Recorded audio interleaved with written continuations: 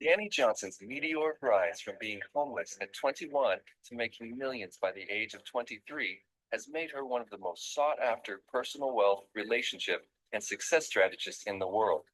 Author of several best selling books, including First Steps to Wealth and Grooming the Next Generation for Success, Danny Johnson's unique strategies have helped tens of thousands of people attain financial freedom and improve relationships. The remarkable results and testimonials from clients that have poured in over the years helped Danny garner the attention of national media. Danny has been a guest on The Oprah Winfrey Show, The View, Fox and Friends, Good Morning America, and was the season premiere star of ABC's Secret Millionaire. She is regularly called upon by major media for her expertise in personal wealth and relationships, and has been featured in USA Today, Forbes, and Variety, to name only a few. Danny's keen insights have helped many reach a personal success beyond their wildest dreams. With this unique and compelling program, your change starts now.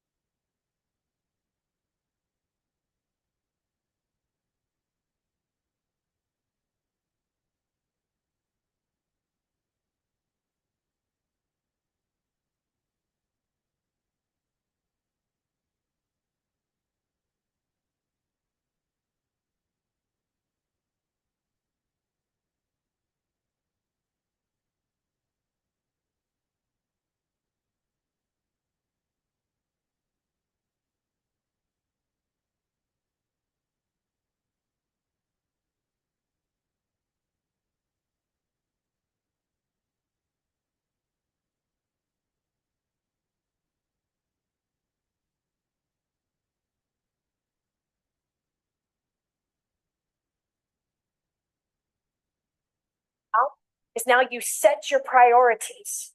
This is hugely important with designing your life, is you set your priorities. And this is what it looks like. You see, when I was asking this young man about how important is it for him to learn playing the guitar and what is his end goal with this thing? And when you have a purpose set, then you can set your priorities. You can decide what is most important for you. You can also decide what isn't important and what is really taking you away from what you really want to do. So then all you do is you just weigh it out. What is most important to you? You see, we are so busy just going through life and living it, or it living us, that we're not achieving what we want to achieve. And then we just wind up totally frustrated and depressed because we have zero direction, because we have not designed the life that we want to live right now. So when you establish those goals, now you go back through those goals and you look at them and you say, okay, what is a high priority to me? Let me give you a foundation of priorities for your life. And it's very important that you do this. Number one, and I'm going to give you what my priority schedule is. The reason why Hans and my marriage was a mess, and the reason why I did not know my children, and the reason why I was working over 100 hours a week and getting nowhere. Yes, I was making money, but I was going nowhere, and there was no satisfaction at all in any area of my life. How many of you have been in that situation before, where you've worked and worked and worked, and there's zero satisfaction? How many think that just is lame? It's terrible. There's no way to live. And if you're going to work and work and work and you have no satisfaction, you get frustrated really fast and decide, this is not for me. The price is too high. I'd rather be broke. And that's the conclusion that I came to when I had my nervous breakdown. The conclusion I came to was this: I don't care if I go broke. It's not worth it. Can you believe that? Me. I had made $2 million by that point. And me, who paid cash for not one Mercedes, but two, who lived in a big old fancy house. Hello, me, who had $5,000 suits and $250,000 worth of jewelry. Me, who had a $25,000 a month spending habit on stuff. Me, I came to the conclusion, I'd rather go broke than live like this. Isn't that crazy? How do you think that's just nuts? How many of you would not, listen to me, I know I got another brother in the room that came to the same conclusion. How many of you would not want to do what it takes to learn and to work and to pay the price to make all that money and then to come to the conclusion of, I'd rather be broke? How many think that would really stink? How many, there would not be anything worse than that? To work at something and for it to have not been worth the price that you paid for it. Oh my gosh. And the price that you paid for it was your life, was your health, was your children, was your marriage. And it not be worth it. I am so happy to say that I can't teach you to do it that way because I don't believe in it. But I believe in keeping a balanced life and being able to make a whole lot of stinking money. So watch, here you go. My priorities were work,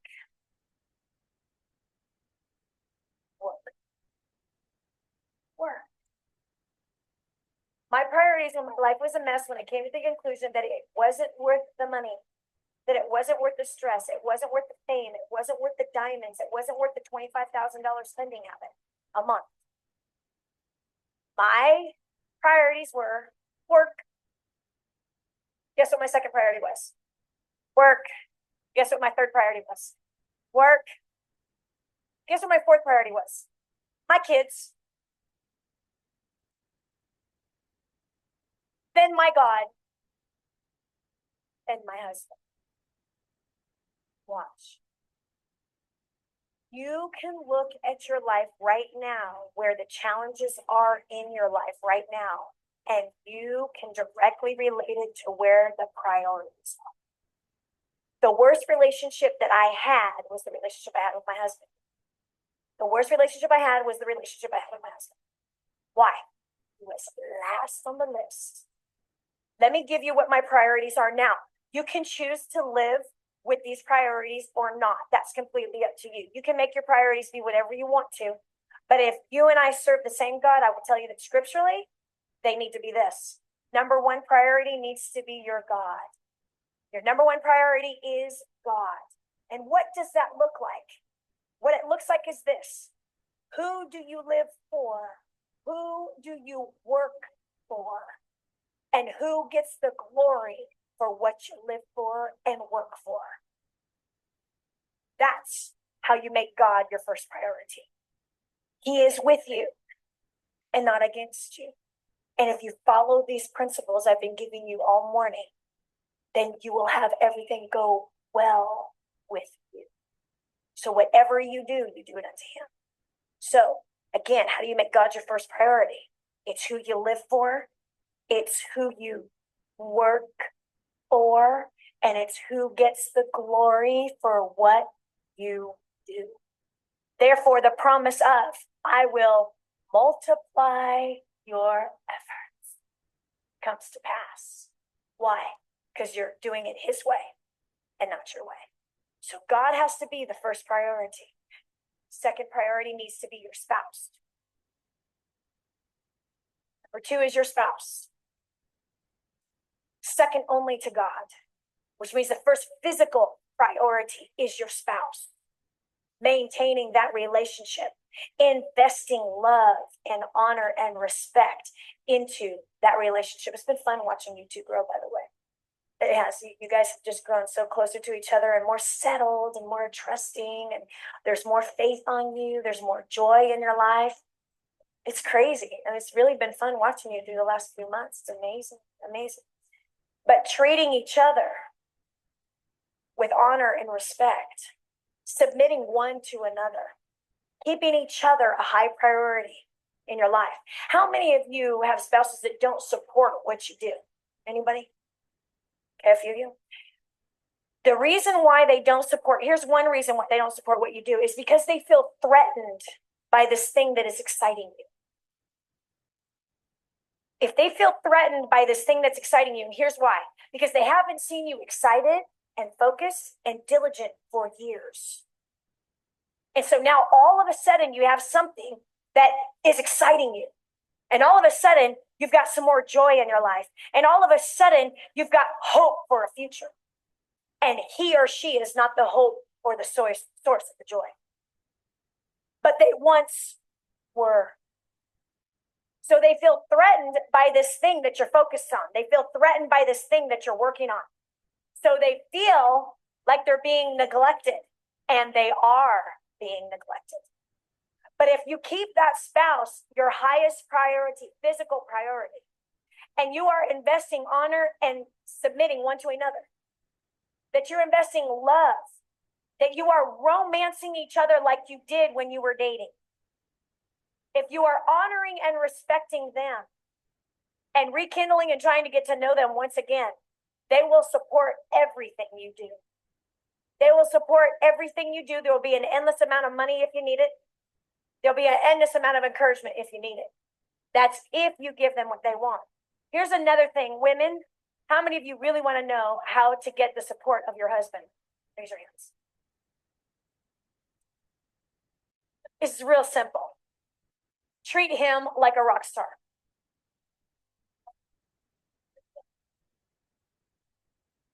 He's like, she does. She learned that one about a year ago, right? Treat him like a rock star. Danny, what do you mean by that? Girls, you know exactly what I mean by that. Come on, you remember back in the Bon Jovi days, David Lee Roth days. You remember what you would have done if you were a roadie chick with backstage passes. Remember, we're not at church, so we can be honest.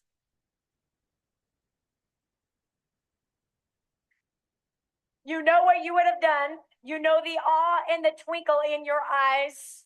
You know how you would have dressed. You know what you would have said. You know what that picture looks like. You treat your husband like a rock star and he will support anything you do. Anything. The bank account has no end. And neither is the time that you need to go do the things that you need to do. Men, it's the same, but in a different department.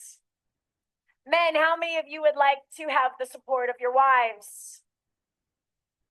All you have to do is listen to them. Girls, am I telling the truth? All you have to do is listen to her talk about nothing.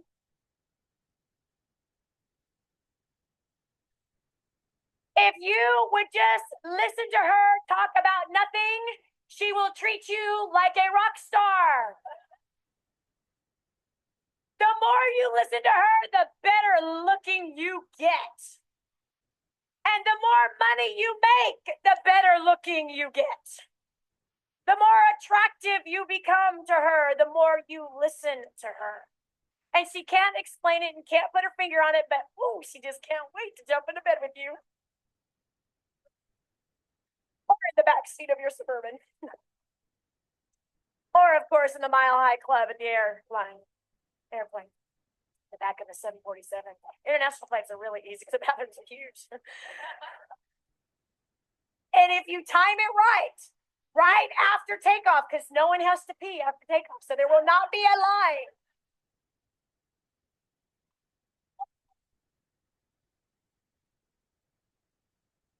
You time it right after takeoff because no one's had anything to drink yet. That's when you both go back. Because you won't have to worry about opening the door and there'll be a line of people wondering why there were two of you in there. Now, some of your husbands will not take the invitation, but he will enjoy just being asked. And you will score points just for asking. Men won't she? She will definitely score some points by just asking. All right, so there's a quick little bonus tip on getting the support of your spouse. So spouse needs to be number 2. Number 3 are your children. We have a big mix-up in our country right now where the kids are a higher priority to a lot of moms, especially in a divorce situation. In a divorced home, a blended family, typically the kids are the main focus and the spouse are secondary. It's not how it's supposed to be. It's not the structure of how God set it up. There are some things that our bodies were made to do. And when you understand those laws in which our bodies were made to do and you just go with them, everything goes well with you. But if you don't go with them, then everything fights you and life is hard and you're striving and you're overly stressed and ridiculously frustrated. How many of you are tired of that kind of a lifestyle? Then all you have to do is know what the truth is, and the truth will make you free. Make you free. Whether you want it or not, it's going to make you free. And so the structure of family, who set it up? God set it up. Man did not set up the structure of family. God set it up, which meant that there's a line of instructions that go with the design. You understand? The design of your lawnmower has a set of instructions that go with it. If you follow the instructions for the lawnmower, it will go well with you. It will do what it's designed to do. Well, marriage was also set up with a line of instructions, and that marriage needs to be that the husband and wife are the first priority. Obviously, God first, but the parents. So when daddy comes home, he greets mommy first.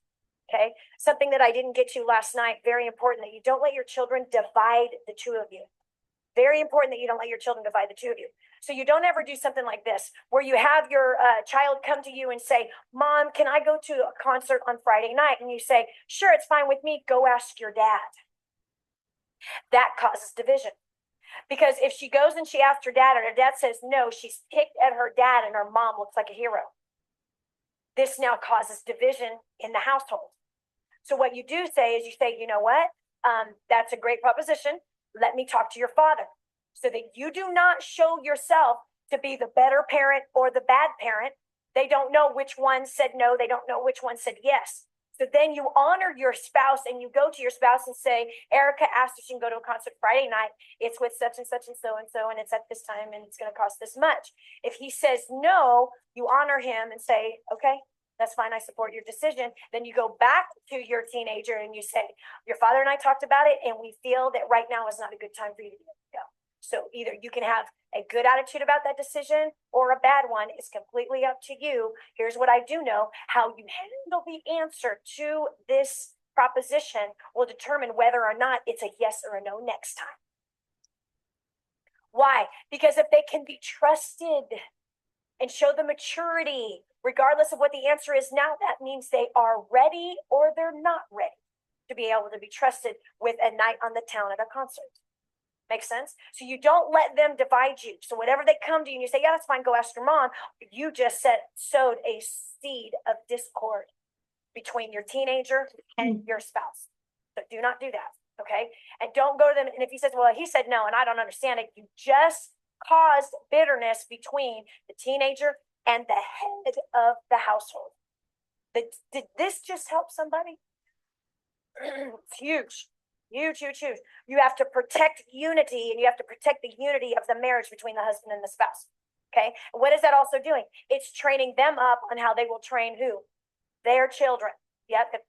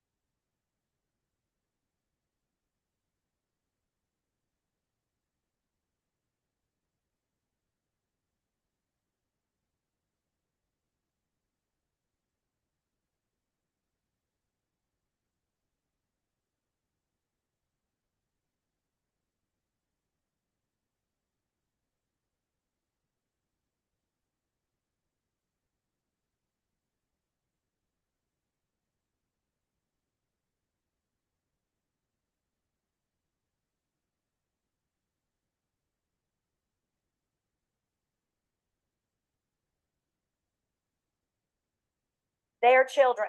Yep.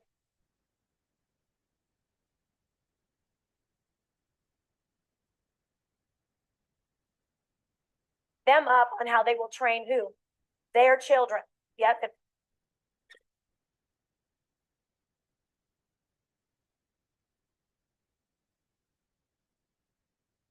To protect the structure in the family the way the family was designed. Okay. So the kids is that next priority. So first priority is, I didn't hear you.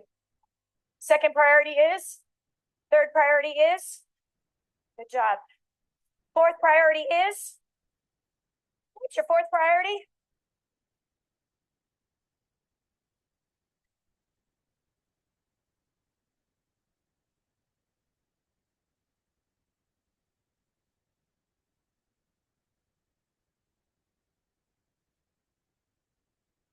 Now, my friends, hear me out. This is extremely important that you catch this. A misconception is this. Remember that thing that I just gave you, that whatever you do, do it as unto the Lord? When people try to make God their first priority, they think that means volunteering. They think that means, now mind you, they didn't have that back in the Bible days. Did you hear me? They didn't have that. So they think in their mind that if they are going to have God as a priority, that means that they need to volunteer at the soup line, or they have to volunteer in the nursery, and that is their check it off the list, I did the God thing. That has nothing to do with it. We have the same divorce rate in ministers as we do outside of ministry.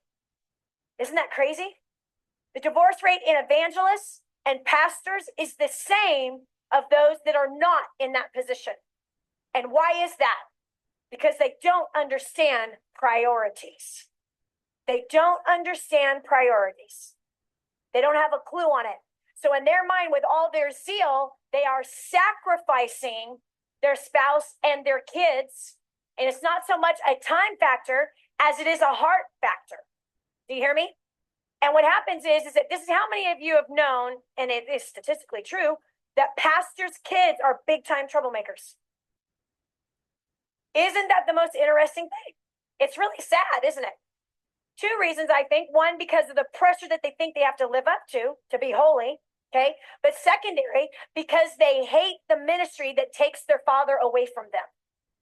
Because it's a business, my friends, whether you like it or not. And if you like the way I said that or not, check your ego with your bank account. But what it is, it's a job. Do you hear me? So watch. Do not mistake that the God category means that you have to volunteer and do something. No, it's who do you live for? Who do you work for? And who gets the glory for what you do?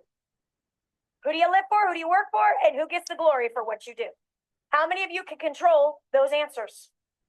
Yes, you can. Now, something might have to happen in your heart, but go ahead and let it happen, whatever it is that has to happen. So don't think, now watch, don't think that you have to go volunteer in order to serve God. It's not the case. You serve God with everything that you do. Mechanics, whatever it is, construction, whatever it is that you do, you serve him with what you do. Okay. Now, what comes, let me tell you where the volunteering does go. It's going to bite some of you in the butt. Guess where the volunteering does go? Extra, number 5. Extracurricular activities. All that volunteering goes in the extracurricular activities. This may be of a shock to many of you. The Bible is clear as to why we were created. And it is crystal clear, and it says a 4-letter word: to work. He created man to work the fields. Do you remember what I said? If you can be trusted, hear me, if you can be trusted with the time and the money in which you've been given, then you'll be given more. So your God, spouse, kids, and now what you do is that you take out a calendar and pull out your agenda now. If you have a family and you don't use an agenda, you're making your life much harder than it needs to be. You need your life to be lived on a calendar. What I recommend that you do is that you plan your calendar 3 months in advance. You set appointments for these things. Now, remember what I said, that this executive told me and Hans to go out on a little mini vacation every 3 to 4 months. Said at least 3 times a year, you guys go out for a long weekend.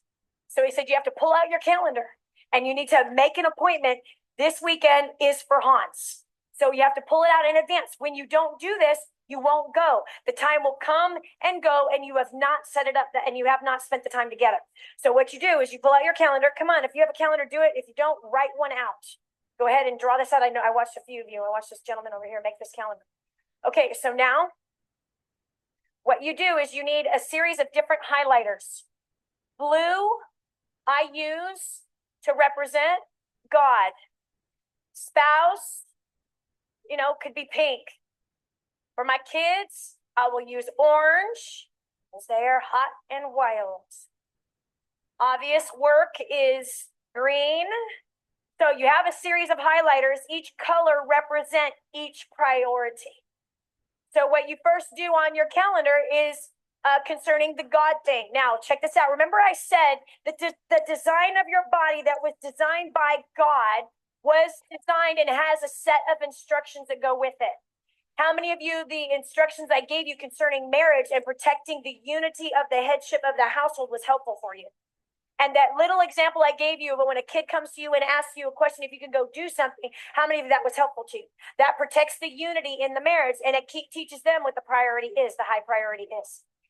Another way that your body was created that came with an owner's manual is to work, is to work 6 days and to rest 1. That is the design of the human body. When the designer made the human body, he made the human body to work hard for 6 and to rest for 1. If I were, my friends, to buy a Lamborghini, if you were to buy a Lamborghini, what kind of fuel would you put inside of the Lamborghini? Premium fuel. And why would you put premium fuel inside of your Lamborghini? Tell me why. Because it is designed to use that fuel. And the only way it will perform to its design capacity is if you put in the fuel that it was designed to take. If you put in regular unleaded into a Lamborghini, what is going to happen to that beautiful $250,000 investment? It's going to burp and fart at every stop sign and be in the shop all the time. Do you understand? How many of you know I'm telling the truth? That is exactly what's going to happen with it. Why? Because it's designed for a certain way of fuel to enter it. Well, so was the design of the human body. The human body was designed to work 6 and rest 1. This one thing alone is going to dramatically change your life. How many of you here in the room have either learned that before or I taught it to you and you have now lived work 6, 1 day off? Has it improved your life? Hugely. Here's what I found. I used to work 7 days a week. And so what I mean is this, is that I worked at my office 6 days a week, and then I came home and I did laundry and I cleaned the house. Are you hearing me? I did all the duties of the house and catching up on this, that, and the other thing. It was not a day of rest. Cooked a big giant meal. Are you hearing me? So what happened was that's how your body breaks down. Your body cannot continue at that pace for too long. It'll eventually break itself down. Here's another thing. Do you remember I said that if you bought a Lamborghini, what kind of fuel do you put into it? Okay, let me ask you this. Would you ever think about not taking that car for its 3,000-mile checkup? No way. How many of you, if you paid $250,000 for a vehicle, would make sure that every 3,000 miles that car was in the shop getting the oil, changing the oil filter and all of that stuff? How many of you would not be an option for you to skip and do it every 6 months instead? Wouldn't even think about it. And can you tell me why that would not be an option? It's going to break down. The investment that you made, you would not get out of it. It's not going to work right. You will have wasted your money. Please take care of your bodies. Hear me. Please take care of your bodies. We've got a long race to run. Make sure you are not setting yourself up for failure. Make sure you're not setting yourself up with the diabetes diet. They have linked all health problems to a nutritional deficiency. I'm sorry. They have linked all Did you hear me? All. That doesn't mean you have to be a fanatic. We've got two ends of the spectrum. We've got extremely unhealthy people, and then we've got total fanatics that idolize their bodies. No, you don't need to be either one of those. Do you hear me? You don't have to be either one of those. You need to be somewhere right in the middle where you're eating sensible, you're eating good. Come on, I eat fruit for breakfast. I have, something healthy with no carbohydrates for lunch. Do you understand what I'm saying? But just make sure, how many of you know there's certain foods that affect your body in a certain way? Okay, so you stay away from those 80% of the time. 20% of the time, have fun, knock yourself out. Don't eat those foods when you know you have to perform well, though. I don't eat sugar while I'm speaking. Do you hear me? I don't eat sugar while I'm speaking. Why? Because it has an effect on my brain. It is scientifically proven that it has an effect on your brain. But as soon as I'm done, I am devouring a box of sours. How many of you want to run this race for a long time?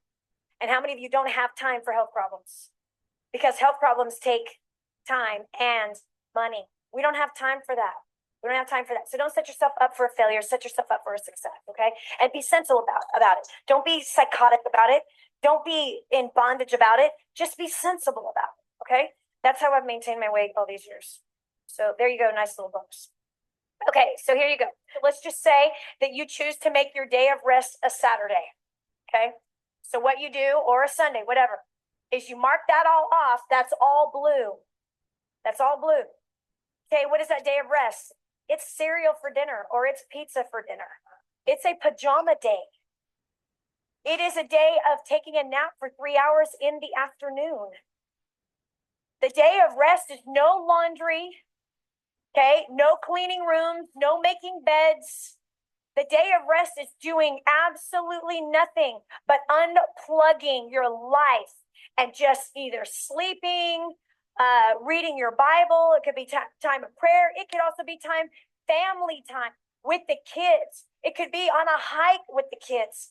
It just needs to be a complete unplug from business, unplug from making money, unplug from people, unplug from everything. It is just your time to completely have your soul and your spirit come into rest. What you will find is that when your first day of the week, whether that's Sunday or Monday for you, you will be completely rejuvenated and ready to hit it hard. What I used to find is that when I used to just keep going and going and going week after week after week after week, I was exhausted on the Monday. I was never clear-headed on the Monday. I felt like my account was below zero, and that's what I was starting that week of energy with, which was nothing.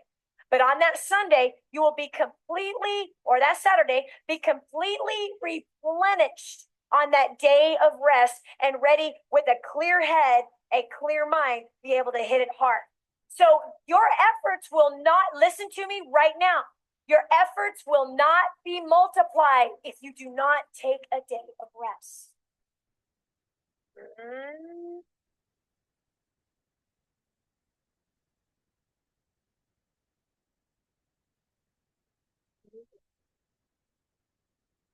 You cannot expect for the promises of God to land in your life if you will not follow the instructions. Every promise has a 2-letter word that goes with it. If.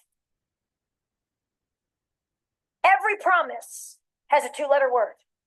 If you will obey. If you will keep this out. If you don't do the if, you can forget about the promise. Who is going to start taking a day of rest? I need to tell you something. The only reason why you won't take a day of rest, come on, tell me. Tell me, why won't you take a day of rest? Come on, we need to get this out. Too much to do and a fear of not being able to get it all done. What else? Huh? I have 3 kids, so I can't rest. I have 5. How did I do it? We stayed in our pajamas. We took naps in the afternoon. The whole family slept in the afternoon. We had pizza for dinner. You understand? My children have been raised up with a day of rest. Does that make sense? They've been raised up. Their bodies are conditioned for it. Okay, come on, tell me why else? Too much to do. Huh? Habit. It's just a habit. I'm used to working 7 straight days a week all the time.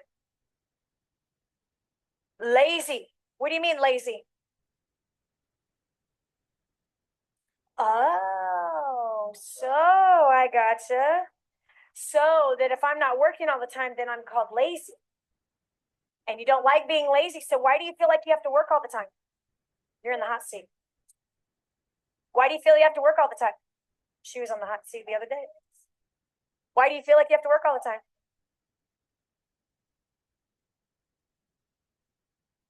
Oh, because your mom told you you were lazy. So how old were you when she told you you were lazy? 6 years old, your mama told you you were lazy. And you are how old now? Again. 29 again. So for 23 years, you have been trying to prove to your mother that you are not lazy. For 23 years, you've been trying to prove to your mom. The fact that you are still trying to prove to your mom 23 years later tells me that 23 years from now, you'll still be trying to prove to your mother that you're not lazy. Your mother's requirements are striving for 7 straight days and having no life. But your Father in heaven's requirements are work hard for 6, and I will bless the work of your hands. You rest and you set apart a day for me. Then I will multiply your efforts. He will not multiply your efforts unless you take a day of rest. He will not multiply your efforts, and it will take you twice as long to get the same things done. That's how it works. You will work twice as hard, and it will take twice as long to get things done. But if you obey the owner's manual in which the physical body was created for, then guess what happens? All goes well with you. And you will find that that long list of things gets done like this, instead of a drudge and plowing. So there's the blue. Then what you do is you go and you sit down with your spouse and you make up your time. You make up your time. And by the way, the day of rest can switch. 1 week, let's say that you're traveling. Next week, you make it on Sunday. Just make sure that you take a day of rest.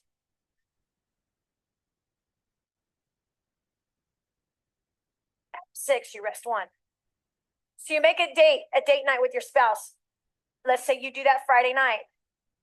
You only fill in the hours in that color where you're going to be with your spouse. You set that time apart. You do not talk business. You do not talk business.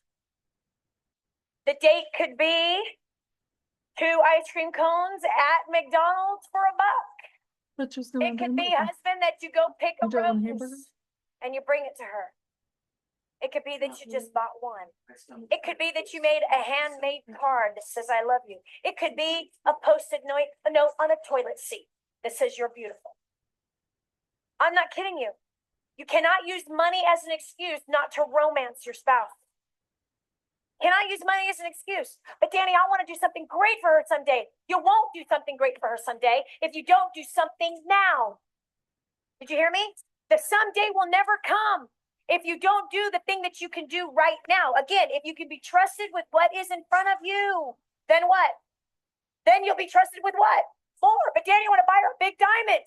Well, if you won't buy her 1 rose, you will not buy her a diamond. Do you hear what I'm saying? So it's not about that. It has to be about doing what you can't do now, and then the other stuff will absolutely come. It's impossible to get there if you won't do it here. So you have to date your spouse. Take them out to dinner. Set that time aside. No business, no checking email, no talking, no answering the phone unless it's a babysitter about your kids. You don't do anything else with that time besides completely focus in on the spouse. Well, Daddy, he won't go out with me. Well, then you better do something about that. You better do something about that. And hello? The average human being cannot say no more than,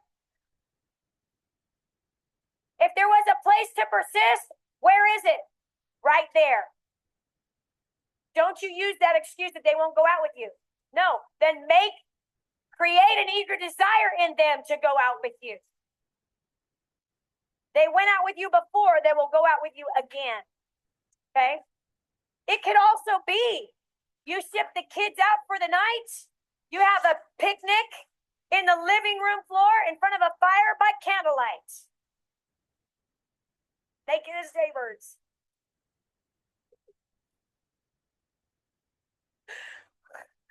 Are you hearing me? That costs no money. But Danny, I can't afford a babysitter. You know what you're saying is that my spouse is not important enough to find the money to have a babysitter. That's what you're saying. You're saying that it's not important enough. You can even swap with other families. I'm not saying spouses, I'm saying kids. Need to make sure and clarify that because we are recording. That one Friday night, you take on the neighbor's kids. Another Friday night, they take your kids. Are you hearing what I'm saying? You have a fun night with kids playing Monopoly and all kinds of games on one night. They're having a good time. You're having a good time. And the other people are having a good time.